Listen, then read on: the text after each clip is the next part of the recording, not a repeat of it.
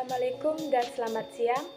Perkenalkan, nama saya Niwayan Widiantari, NIM 20014414323, kelas 3G, jurusan PGSD. Di sini, saya akan menjelaskan materi tentang pendidikan demokrasi. Dalam bahasa Yunani kuno, demokrasi dibagi atas dua kata, yaitu demos dan kratos. Demos artinya rakyat dan kratos artinya pemerintahan. Jadi, pengertian demokrasi adalah sistem pemerintahan dari rakyat, oleh rakyat, dan untuk rakyat kembali. Sehingga, pendidikan demokrasi sangat fundamental di Indonesia. Dari pendidikan demokrasi adalah pendidikan yang memberikan kesempatan yang sama kepada setiap anak untuk mendapatkan pendidikan di sekolah sesuai dengan kemampuannya. Pengertian demokrasi di sini mencakup arti baik secara horizontal maupun vertikal.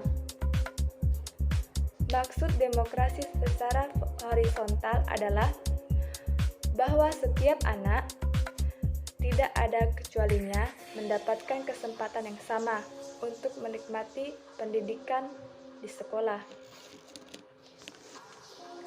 Hal ini tercermin pada Undang-Undang Dasar 1945 Pasal 37 Ayat 1, yaitu tiap-tiap warga negara berhak mendapatkan pengajaran.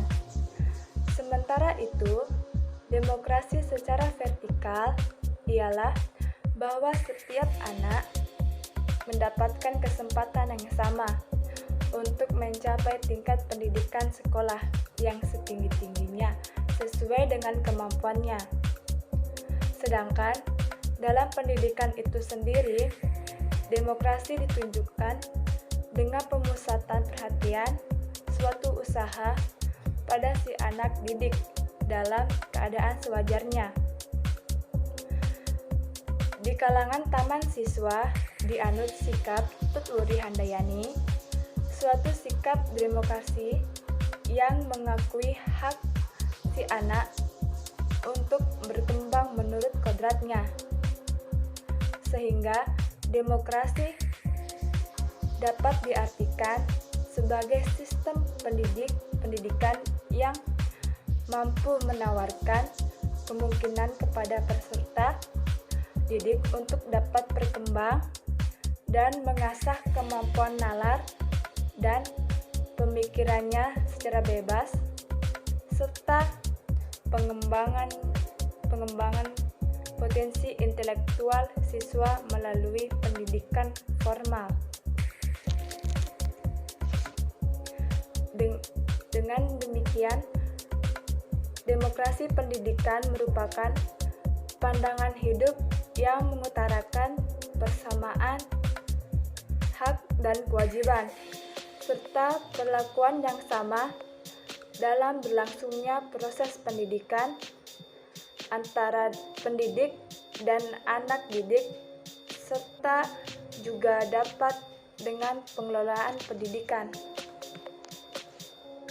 Pendidikan demokrasi tidak hanya berlangsung di satuan sekolah siswa dan tenaga pendidikan saja, namun demokrasi berlaku pula di lingkungan masyarakat, yang setiap kehidupan sosial selalu berbaur dengan kehidupan demokrasi.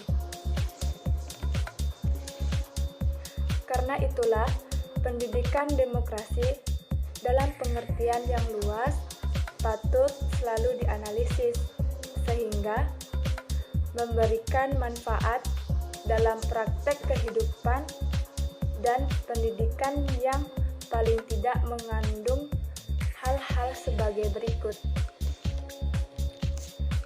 Yang pertama, rasa hormat terhadap harkat sesama manusia. Yang kedua, setiap manusia memiliki perubahan ke arah pikiran yang sehat. Dan yang ketiga, rela berbakti untuk kepentingan dan kesejahteraan bersama. Itulah penjelasan materi yang saya paparkan. Kurang dan lebihnya mohon dimaafkan. Saya akhiri dengan ucapan Assalamualaikum dan selamat siang.